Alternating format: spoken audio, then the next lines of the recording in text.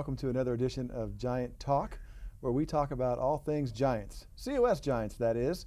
I'm Brent Calvin, VP of Student Services here at the College of the Sequoias, subbing in for our normal host, Kevin McCusker. Today, our guest is Catherine McGuire from our Welcome Center. Welcome, Catherine. Thank you, Brent. How are you? Great. How are things going with you? Pretty well, pretty busy. Yeah. Can you talk first just how long you've been at the college and what brought you to the college in the first place? Sure. I've been at the college about 8 years now. It started out that I was a student. I graduated from Tulare Union in 2006 and then started working as a student worker in August of 2006 in the Disability Resource Center. That's where I found that I loved working with students, so I kind of started moving up the ranks from there and then found that my passion was really bringing new students to the college and working with new students, so I started working in orientation and then outreach after. Fantastic. So you work with new students every single day. Can you talk a little bit about why students choose COS, why they choose to come here as opposed to other community colleges in the area or four-year colleges or universities? Sure. Well, the thing about College of Sequoias, and I get this question all the time, of course, because people assume that when they come talk to us that we are going to be the people who say, well, because it's the greatest college in the world, you know. But in fact, the main reasons that students choose College of the Sequoias are that it's local, it's affordable, and then if they are thinking about transferring but maybe haven't been the best high school student, they really have the chance to kind of show their stuff at the college level and to kind of up their game when they go to apply to a school to transfer. So what I mean by local is that we have 3 different district sites. So we're available in Tulare, in Hanford, and here in Visalia. And that when students are thinking about what they want to do, living somewhere else can be really, really scary and really, really expensive. So it's nice to have the opportunity for students to travel within their own towns to attend school or in a town close by. And when I say that it's affordable, it's only $46 a unit compared to thousands of dollars that you're going to spend every semester at a CSU or a UC. So students end up spending about $700 in fees total their first or per semester here with us. So you can see that there's quite a big cost difference. And then typically transfer students have an easier time getting into colleges of their choice, you know, colleges like Stanford and Berkeley. So students who come from here can go anywhere if they do well while they're here and they take it seriously. We recently had a student a couple of years ago who was accepted into Purdue, for example. So it's a really good option for students who want to keep their options open. And it's a really good choice for students who want to stay local and kind of experience college without having to go, you know, totally into it right away. Sure, sure. Thank you, Kat. How about, what do new students need to know? What information do they need to get started here at the College of the Sequoias? The biggest thing that students need to understand is that we have a process, you know, just like a CSU or a UC. You can't just show up the first day of classes and have a schedule. It's a lot different from high school in that it's all on you. It's all about personal responsibility here.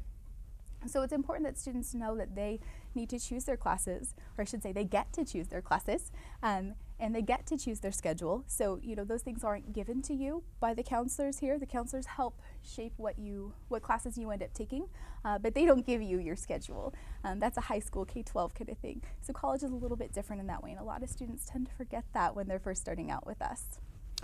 But we do have steps to help in that process, that Yes, transitional process.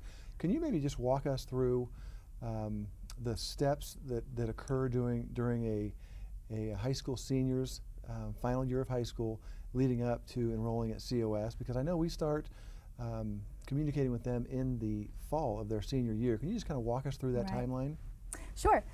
So let me start out by saying if you aren't part of our feeder schools, we do have areas on every single district site that can help walk you through these processes. So if you're a reentry student or you've been out of high school for just a couple of years, make sure that you come see us on campus and we'll get you set up nice and early and ready to go for registration. So we come out typically between August and October to start doing application workshops with the local high schools. So that means that we walk you through the application process, which can be really confusing. And then in January, you'll see us start coming out to your schools to do the placement test, which is the test that you take to place you into our math and English classes here. And then also the free application for federal student aid. Even if you don't think you're going to qualify for financial aid, we really recommend that all students apply because the vast majority of our students do qualify for some sort of aid. After that, you'll meet with one of our counselors at one of our sites. And this is important because it gives you what's called your student education plan. That is literally the list of classes you need to take to meet whatever goal it is you have in mind. So if you want to transfer to a UC instead of a UC, for example, you have different requirements than somebody wanting to do the same thing as you but go to a CSU. So it's really important to fulfill that step and to really have a good conversation with your counselor about exactly what it is you want to do and to start thinking really about where you want to go and where you're headed. After that, we help with the registration process by offering what's called STEPS registration. We offer that 2 dates, April 16th and 18th this year, and that's where we bring students on campus and we actually walk them through the process of adding classes to their schedule in the hopes that in future semesters it's easier for them to do on their own from home. If you feel comfortable with the process, you can do it from home as well later on in the semester. But if you want that priority registration through STEPS registration, you have to come April 16th or 18th. And to be qualified for STEPS, you have had to have applied already and Right. seen one of our counselors. Is that correct? Correct. Okay. And have taken your placement test. All 3 of those requirements must be met for you to attend our STEPS registration process. Fantastic. Thanks for clearing that up, Catherine. How about students? What kind of obstacles do they face in trying to register or re-enroll? Maybe speak to the high school senior example, but then we've got a lot of students that return to the College of the Sequoias, maybe after a 5 or 10 year sit-out period. Can you talk about that as well? Sure. There are 2 main problems that we see very often. Like you said, I work in the Welcome Center, so we're kind of the first line of defense for new students thinking about coming to our college. So we see these problems all the time. The first one is that they forget that the registration process takes so long. I mean, we're talking about enrolling in classes for fall of 2015, and we're registering them on April 16th and 18th. Now, by this process, they've already had to have completed their placement test, their application, and meeting with a counselor. So it's a long process. And typically what students do is they come to us weeks before the semester starts, for example, and they say, well, why can't I see a counselor right now and get my class schedule? So they need to understand that you got to come to us early. If you're thinking about classes in January right now, for example, and you're a reentry student, come see us today. It is so important that you come see us as soon as you can so that we can make sure that not only do you meet all of the requirements and check off all your boxes, but you get the best chance for adding classes that you need into your schedule, because the longer you wait to register, the more classes are already filled. The other thing that we see, and this is with both high school and reentry students alike, is self-advocacy. College is so different from anything else you've experienced because there are so many rules and so many regulations, but it's all up to you. It's all up to you to be successful. And you know, on top of that, we have dozens of programs available that can help you be successful while you're here. We have, First Year Experience, for example, which is a great program that keeps you threaded to other students and threaded to the college, and it offers enhanced counseling services, things like that. We've got Extended Opportunity Programs and Services, or EOP&S, which offers book vouchers, free money in addition to your financial aid to help you pay for your textbooks. But if we don't know you have that problem, if we don't know that you can't afford your textbooks, we don't know to help you.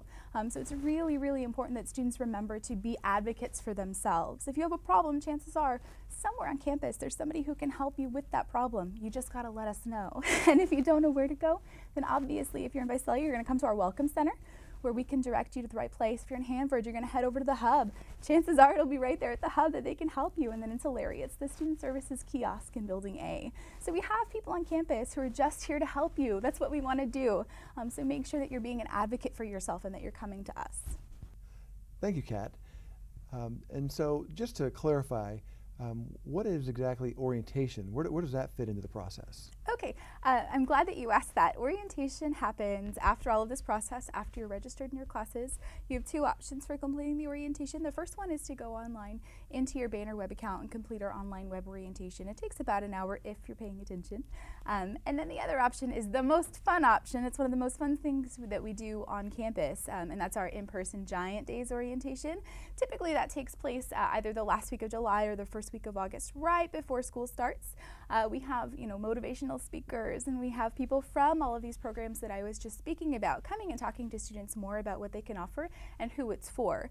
Then you break out into groups with your other students, and you get to go on a tour with our Student Senate mentors and see what our campus looks like. And then we finish with a tech refresher. There's prizes, there's food, there's all kinds of fun experience because everybody's getting ready for school and getting geared up. So it's really a great opportunity, and that's after you've completed all of the other steps usually.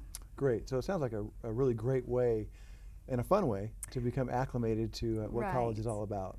Right. We don't want to make it, one of those orientations where you have to sit there for 3 hours and listen to one person the whole time. I know I irritate myself after a while, so we like to make sure that we liven it up and make it fun and exciting for students, and that they understand, that this is a big deal. We serve 11,000 students a year, so you can imagine our orientation is usually filled with hundreds of people.